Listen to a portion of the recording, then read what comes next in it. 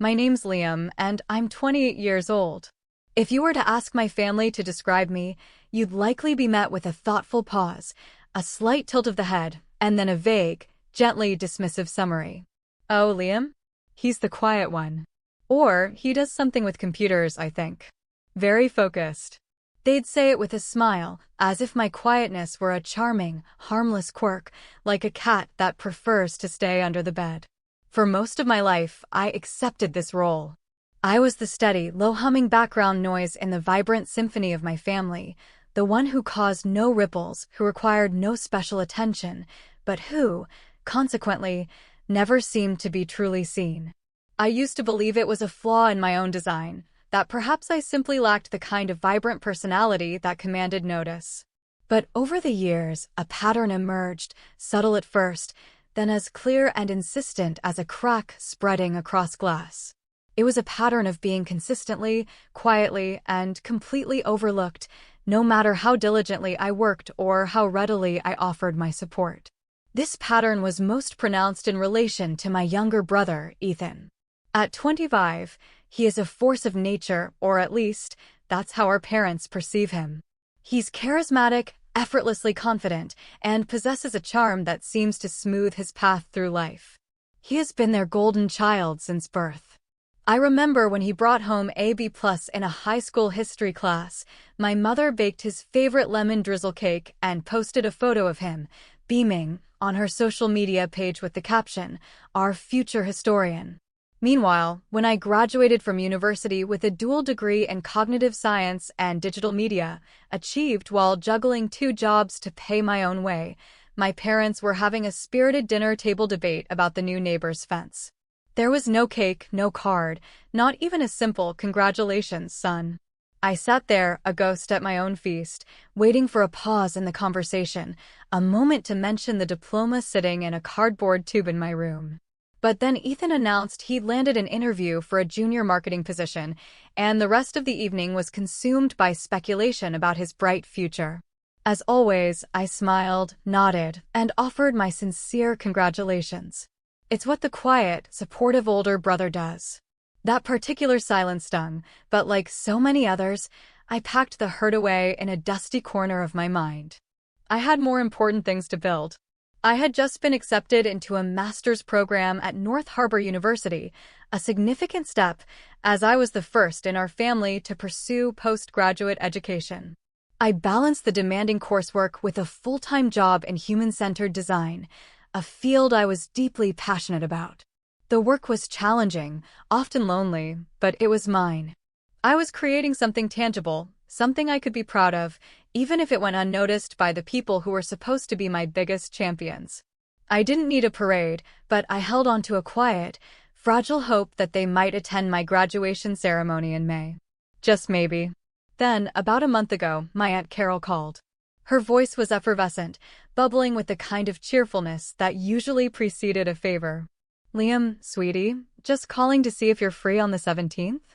We're all going to the Gilded Anchor for Ethan's graduation dinner. Your mom and dad are organizing the whole thing. It's going to be a real celebration."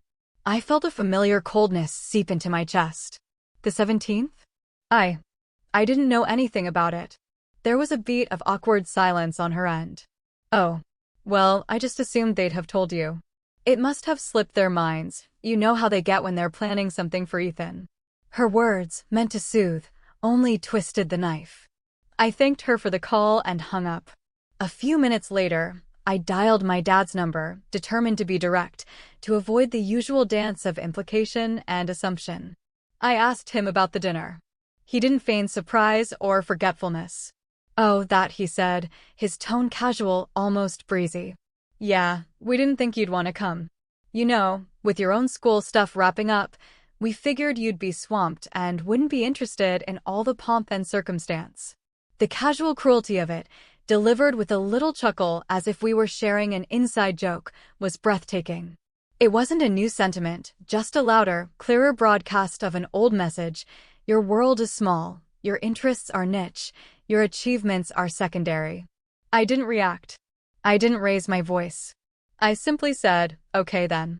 In that case, don't worry about my graduation ceremony next month." The line went quiet for a moment, then he replied with a dismissive, "Suit yourself," and a click. I didn't argue. I didn't plead. I just ended the call. For several days, a profound silence settled over me. I didn't tell my roommate, Ben, or my friends. I continued my routine, going to work, refining my thesis on digital ethics, helping Ben tune his vintage guitar, and answering late-night project emails as if nothing had happened. But inside, a tectonic plate had shifted. The familiar ache of being hurt had been replaced by something else, something cooler and more resolute. I wasn't angry, not in a hot, explosive way. I was simply done. Done auditioning for a role I was never going to be cast in. Done being the reliable, quiet afterthought. So, I began to plan. It wasn't a plan for revenge, not exactly. It was a plan for clarity. For visibility. I wanted the truth of my life, my work, and my worth to be made manifest, even if only for myself. 2 weeks later, Ethan's graduation dinner took place without me, as intended. I saw it all unfold on my cousin Alara's Instagram story. There was Ethan, holding aloft a comically large bottle of sparkling wine, my parents beaming in the background. There was Aunt Carol, raising her glass in a dramatic toast. In one photo, Ethan was leaning back, laughing, as the entire table applauded him. It garnered over 100 likes. The next morning, I woke with a sense of calm purpose. I showered, made coffee, and opened my laptop. An email from the university registrar was waiting. My graduation ceremony was confirmed. I would be walking across the stage in exactly 3 weeks. I clicked on the attached guest registration form. You could invite up to 8 people. I stared at the blank fields for a long time. Then, slowly, deliberately, I began to type. I invited my best friend, Maya, who had sat with me in silence for hours after my grandmother passed away. I invited my thesis advisor, Dr. Anya Sharma, a brilliant woman who had read my 120-page dissertation with meticulous care, her margins filled with insightful notes and encouraging smiley faces. I invited my roommate, Ben, who had quietly stocked our fridge with my favorite foods during my most intense study weeks. I invited my elderly neighbor, Mr. Henderson, a retired botanist who always asked about my digital gardening and listened with genuine curiosity as I tried to explain human-centered design. I left my parents' names and Ethan's off the list. I didn't make an announcement. I didn't post a countdown. I simply continued to live my life. The day of my graduation arrived, a perfect mid-May afternoon, warm and bright with a gentle breeze carrying the scent of salt from the nearby harbor. The ceremony was held on the university's main lawn, dotted with white folding chairs and framed by deep blue banners bearing the school's crest. My name was called near the end of the master's candidates. I walked across the stage, my head held high, my gaze fixed on the dean. I didn't scan the crowd for familiar faces that I knew wouldn't be there. I simply smiled, shook his hand, and accepted my diploma, the culmination of years of quiet, solitary effort. After the ceremony, my small, chosen family gathered for photos. We were laughing, squinting in the bright sun, our faces flushed with joy. Alara, my younger cousin who had come with her parents, snapped a selfie with me, her smile wide and genuine. She uploaded it almost immediately. But she did more than just post a photo. She added the location tag, North Harbor University. And she wrote a caption, "So proud of my cousin Liam. Finally getting the spotlight he deserves. Sparkles." In the background of the photo, impossible to miss, was a massive banner stretched across the brick facade of the library. It read, "Congratulations, Liam Porter, Master of Science in Human-Centered Design and Digital Ethics." And right beside the text was a large, smiling photograph of me. My advisor, Dr. Sharma, had nominated my thesis for a special student spotlight feature, and the university's media department had, without my knowledge, created the banner. Everyone at the ceremony saw it. Everyone in Alara's photo saw it. And, apparently, so did my mother. 3 hours later, as I was sitting in my sun-drenched living room with my friends, my phone began to buzz. 4 missed calls from her. 2 from my dad. 1 from Ethan. And a voicemail, just my mother's strained voice saying, "Liam, Why didn't you tell us?" before it abruptly cut off. That was only the beginning. But as I listened to the clipped voicemail, for the first time in a very long time, I felt myself exhale completely.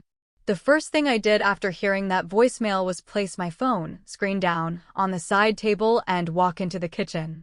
Ben was at the stove, carefully stirring a pot of garlic and oil, the scent filling our small apartment. He was making his signature celebratory meal, pasta aglio e olio. He believed simple, grounding food was essential for major milestones. "It reminds you that even on the best days, you still need to eat," he'd say. He glanced over, raising an eyebrow. "Everything all right?" I managed a small shrug, a gesture that felt lighter than it had in years. They found out. He didn't need to ask who they were. Ben had been my roommate for 3 years. He had witnessed the one-sided phone calls, seen the unreciprocated holiday efforts, and listened patiently as I talked myself out of feeling hurt over and over again. He understood the unique, perplexing dynamic of my family. They didn't dislike me. That would have been simpler, more straightforward. They just didn't see me. They'd constructed a narrative where I was the self-sufficient, low-maintenance son, and they'd undermine my ambitions with a smile, as if their doubt was a form of protection. And now they were calling because the rest of the world had noticed what they had chosen to ignore. By midday, the missed calls had climbed to 10. Then came the texts, lighting up a family group chat I hadn't opened in months. "Mom, Liam, why didn't you tell us about today? We would have come." "Dad, you're being dramatic. We didn't know it was such a big deal." "Ethan, dude, everyone's talking about that banner. Aunt Carol saw it. You could have said something." I didn't reply. I sat in our small, shared backyard with Ben and Mr. Henderson, who had come over with a pot of freshly propagated lavender as a graduation gift and ended up staying for pasta. We ate from mismatched bowls, the sun warm on our faces. Mr. Henderson told stories of his late wife, a brilliant engineer who, he said, saw the elegant design in everything.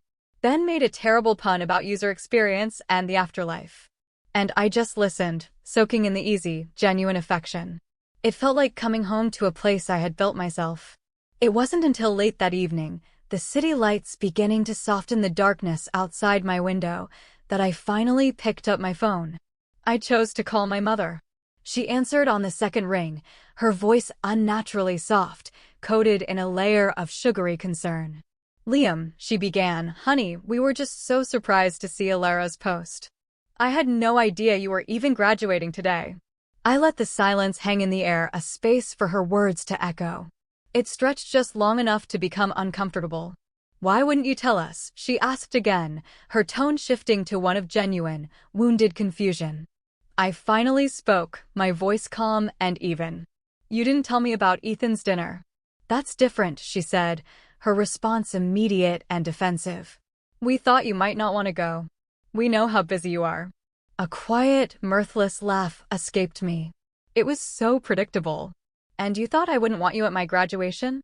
More silence. Then a huff of exasperation. "Well, if you wanted us there, you should have said something." "I did," I said, and the simple truth of it silenced her. I wasn't yelling. I wasn't crying. I was simply laying out the facts like stones in a path. For years, I did. "I invited you to my undergrad ceremony. You said you had a charity golf tournament. I tried to show you my thesis proposal, and you changed the subject to Ethan's new girlfriend. Every single time I tried to share something I was proud of, you steered the conversation back to him." She sputtered. "That's not fair, Liam." "It's true," I said, letting the weight of the words settle between us. I took a breath. "I didn't invite you today because I didn't want to create another memory of you checking your phone while I spoke, or of you smiling politely before asking when I was going to get a real job with my degree." "I never said that," she snapped, her defensiveness flaring. "Not in those exact words, no. But that's how it felt." We were quiet again. I could hear her breathing on the other end of the line. Then her voice softened, becoming more fragile. "Is this what you want, Liam? To cut us out completely? Over one missed dinner?" I almost laughed again. The dinner. They always saw the single event, the surface-level slight. They never saw the slow, Steady erosion beneath it, the cumulative effect of 1,000 tiny dismissals that had worn down my sense of self-worth. No, I said finally. I don't want to cut anyone out. But I need you to understand that I am not your second-place child. I'm not the understudy in Ethan's life story. More silence. Then she murmured, her voice barely a whisper, I just wish you'd told us how much it meant to you. I exhaled slowly. I did. For a very long time, I did. You just weren't listening. I hung up before she could respond. I didn't sleep well that night, not from upset, but from a strange, restless energy. Something inside me, long dormant and suppressed, was finally uncoiling. The anger and sadness were receding, replaced by a feeling of profound, untethered freedom.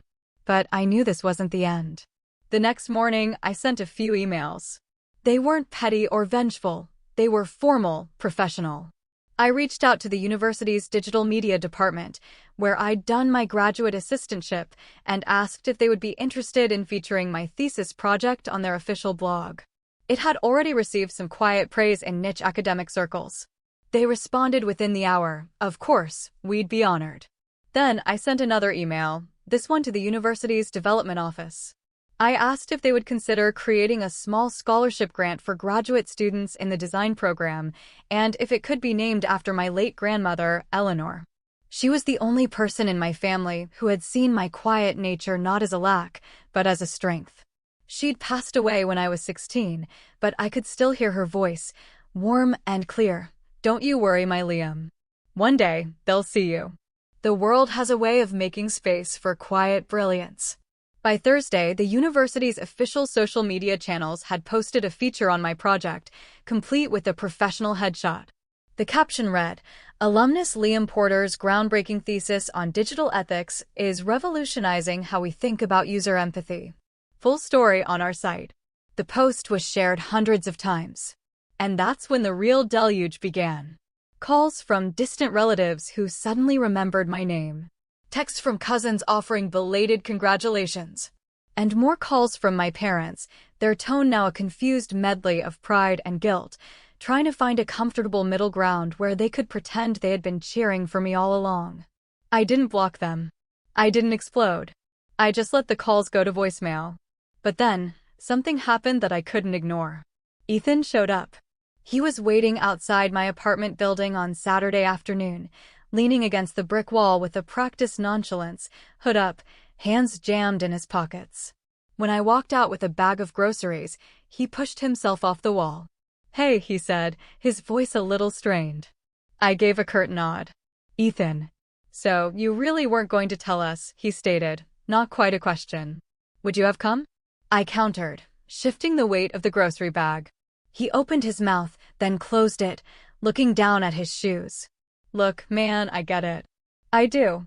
They always compared us, and I know that sucked for you. But that's not on me. I raised an eyebrow. No? But you never minded the praise, did you? You never once said, actually, Liam helped me with that application, or, hey, by the way, Liam's graduating with his master's, too. You were happy to stand in the spotlight and let me fade into the background. For the first time, Ethan looked genuinely uncomfortable. I didn't think it mattered that much to you.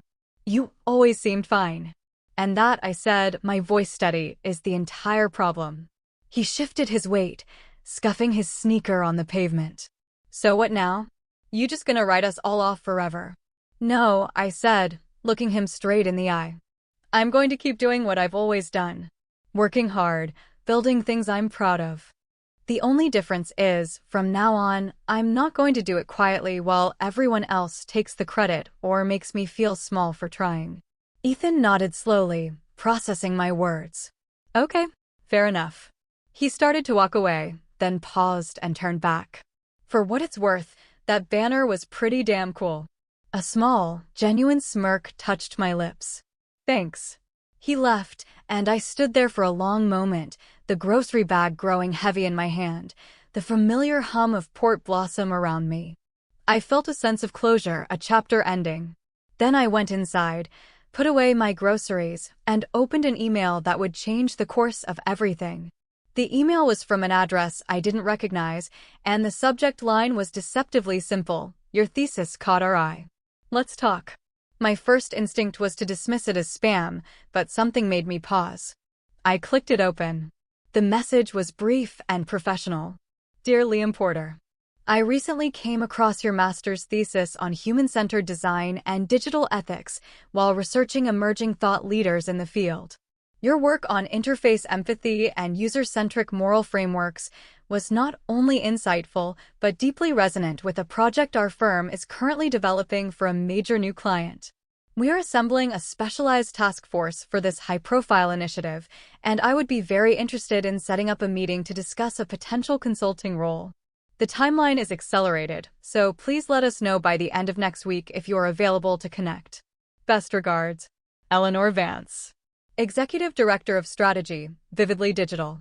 I read it once, then twice, then a third time, my heart beginning to thud against my ribs with a heavy, insistent rhythm. I stood up and paced my small living room, muttering, no way. This can't be real. Eleanor Vance. I had just cited one of her articles in my final chapter. Vividly Digital was one of the most innovative and respected firms on the West Coast, with a client list that included pioneers in green technology and global arts foundations. And somehow, they had found me. I immediately forwarded the email to Dr. Sharma, my thesis advisor, with a single question mark in the subject line. Her reply came in under 10 minutes. Yes, Liam. This is very real. Take the meeting. And, just like that, the narrative began to shift again, not just in my mind, but in the tangible, undeniable world. The quiet kid who, according to his own father, barely finished school, was being courted by one of the top firms in the country. I still didn't tell my family. My motivation was no longer about proving them wrong or seeking their approval. This success was mine alone, born from my own solitary work, and I felt a fierce need to protect it from their complicated, conditional brand of pride. Of course, the universe has a wickedly ironic sense of humor. 3 days after my initial video call with Eleanor Vance, my mother sent me a text. It was a screenshot from Vividly Digital's official LinkedIn page. They had posted a photo of me, smiling, in a video call with Eleanor, under the headline, From Thesis to Thought Leader, How North Harbor alum Liam Porter is Redefining Digital Empathy. My mother's message beneath the screenshot was simple and stark. Why are we finding out about this from the internet? I didn't reply to that text. But later that night, a longer message came through from my dad. It was different from his previous texts. The anger and defensiveness were gone, replaced by something that sounded almost like contrition. Son, I think I owe you an apology. Maybe more than one. I didn't realize how much I had overlooked. We were wrong not to be there for you. I was wrong not to see you for who you are.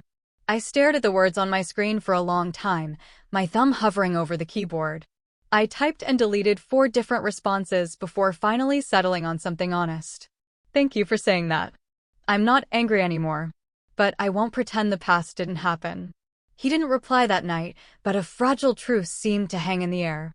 All of that, however, was merely the undercurrent. What happened the following weekend was the seismic event that brought everything to the surface. It began with a phone call from my Aunt Margaret, of all people. She was my dad's older sister, a retired judge who wore tailored suits to family barbecues and had a stare that could curdle milk. We rarely spoke. Liam, she said, her voice devoid of pleasantries. I believe it is time we had a proper conversation. I braced myself for a lecture. But what she said next knocked the air from my lungs. I saw the article about your new position, she began. And I wish to speak candidly. Your parents have always favored Ethan. It has been a point of contention for years. I have told your father as much on more than one occasion. I was speechless. I had always assumed I was alone in seeing the disparity. They made excuses, she continued, her voice sharp. They said you were different. Too quiet, too sensitive. But I have observed from the sidelines for long enough, and my patience with their willful blindness has expired. She took a sharp breath. A family matter is being discussed concerning the old cottage on Oak Haven Island. You are supposed to be a part of it. But given the current state of affairs, I would not be surprised if your name were to be quietly omitted from the final papers. My heart plummeted. What do you mean? What cottage? Your grandfather's cottage. He left it in a trust for his grandchildren. Your father and uncle are planning to sell the land to a developer. I overheard them last week. They're already discussing how to structure the sale with Ethan as the sole beneficiary on your father's side. The blood drained from my face. I'd spent summers at that cottage as a child. It was the only place where my grandmother Eleanor's memory felt truly alive. I thought you should be aware, Aunt Margaret said, her tone softening almost imperceptibly. Because it is unjust. And you, Liam, deserve better. After the call, I sat in the dim light of my apartment, the phone still in my hand, my pulse a frantic drum in my ears. All the years of being sidelined, of swallowing my hurt, of quietly funding Ethan's whims while my own ambitions were dismissed. And now, at the very moment I was finally standing on my own 2 feet, they were preparing to quietly, legally, erase me from our family's legacy. No, not this time. I opened my laptop and began drafting an email. Not to my parents, not to Ethan. To a lawyer. I still hadn't said a word to them about what I knew. I didn't need to. Not yet. I wanted every document, every email, every fact to be airtight and undeniable. Because this time, I wasn't going to walk away. This time, they were going to have to see me. Every part of me. Especially the part they had tried so hard to ignore. The following week was a blur of phone calls with Ms. Albright, my lawyer, a woman whose calm, methodical demeanor was a soothing balm on my frayed nerves, and deep dives into old files I never thought I'd need. I unearthed every digital receipt, every screenshot of a text exchange where my parents had guilted me into co-signing a car loan for Ethan, every record of me paying the annual property taxes on the Oakhaven cottage, just to help out. It was exhausting and infuriating, but with each piece of evidence, my reality felt more solid. I wasn't being overly sensitive. I wasn't imagining the favoritism. I had been quietly subsidizing a family narrative that cast me as the lesser son. They cannot legally remove you from a trust that explicitly includes you, Ms. Albright explained over the phone. But they can try to maneuver around it, especially if the original language was ambiguous. We need to get ahead of them. And we did. We filed for full access to the trust records, citing my direct financial interest and recent discussions suggesting a potential breach of fiduciary duty. The formal legal notice, delivered by courier to my parents' home, was the end of their silence.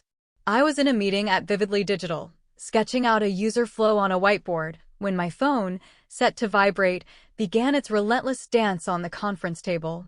First my mom, then my dad. Then Ethan. Then the text messages began to pour in.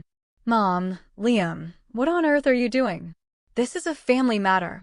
Dad, you got a lawyer involved? Why would you do this to us? Ethan, bro, a trust audit? You're making it look like we're criminals. They weren't criminals, not technically. But they weren't innocent either. That evening, a voicemail from my mother laid their flawed logic bare. Her voice was brittle, cracking with a self-righteous pain. We never, ever meant to hurt you, Liam. But you have to understand, things were always easier with Ethan. He needed more from us. You were always so independent. There it was. The fundamental excuse for their neglect, polished and presented as a compliment. Because I didn't cry for attention, I didn't require love. Because I was self-sufficient, I didn't deserve support.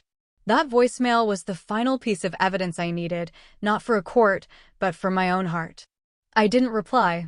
I waited until Ms. Albright's team had completed their initial review. The findings were clear. My grandfather's will stipulated that the Oakhaven property was to be held in trust for his grandchildren, plural, to be divided equally among them upon the sale of the land. The recent documents drafted by my father and uncle, however, listed Ethan as the sole inheritor of my father's family share. We filed a formal challenge to the proposed sale and sent cease and desist letters to my father and uncle. And then, I made my story public, not in a messy, accusatory social media post, but on my own terms. The university invited me to be a keynote speaker at their annual alumni summit. My topic, the architecture of invisibility, valuing the quiet work. I stood on that stage, in front of 200 people, and I told my story. I didn't use names. I spoke about the subtle dynamics of families, about the quiet child who learns to be self-sufficient, and how that independence can be mistaken for a lack of need. I spoke about the profound cost of being overlooked, and the strength it takes to stop waiting for an invitation to your own life and start building it yourself. My cousin Alara was in the audience and came up to me afterward, her eyes shining with tears. "I'm so sorry, Liam," she whispered. "I wish I'd paid more attention." Aunt Margaret was there, too. She said nothing, but simply pulled me into a fierce, unyielding hug. A week later, the university published a transcript of my talk online. It circulated through the alumni network, was picked up by a popular design podcast, and eventually, someone forwarded it to my parents. I didn't know they had listened until the following Sunday afternoon. A knock came at my apartment door. I opened it to find my father standing there. He looked smaller, older than I remembered. My mother was just behind him, clutching a large, dusty cardboard box. They came in and sat on my sofa, the silence in the room thick with unspoken words. Ben, my roommate, gave me a supportive look and quietly retreated to his bedroom. For a long moment, nobody spoke. Then, my dad cleared his throat, his eyes fixed on the floor. "We listened to your talk," he said, his voice rough. We didn't see things clearly. We see them now." My mother placed the box on the coffee table and pushed it gently towards me. "We kept them," she said, her voice thick. We never knew how to show you we were proud." I opened the box. Inside, nestled in tissue paper, were dozens of my old things, childhood drawings, report cards with glowing comments, a medal from a science fair I'd won in middle school, photographs I hadn't seen in years. It didn't fix everything. It didn't erase the decades of quiet neglect. But it was something. It was a beginning. Then my father said the words I never thought I would hear. "We're putting a stop to everything. The sale, the trust documents. Everything will be put on hold until this is resolved. The right way. The way your grandfather wanted." I just nodded. That's all I ever really wanted. Not the money, but the fairness. The acknowledgement. There was no storybook ending where we all hugged and promised to be a perfect family. The audit concluded in my favor, and the trust was amended to reflect the original, equal shares.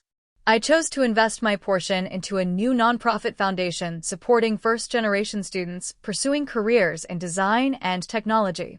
I named it the Eleanor Porter Initiative after my grandmother. Ethan and I are not close, and we probably never will be. But a few weeks after the foundation was announced, an anonymous donation of $5,000 appeared in its account. The transaction note contained only a single word, "cool." It meant more than any apology. My parents haven't transformed into different people, but they are trying. They show up now, quietly, without fanfare. They ask questions about my work, and they listen to the answers. The change is fragile, but it's real. And me? I am moving forward. Not with bitterness, but with a hard-won clarity. I've learned that you cannot force people to see your worth. You can only build a life so full of it that it becomes undeniable. The real victory isn't in shouting to be heard over the noise. It's in becoming so fundamentally, vibrantly, and unapologetically yourself that they can never again pretend you weren't there all along.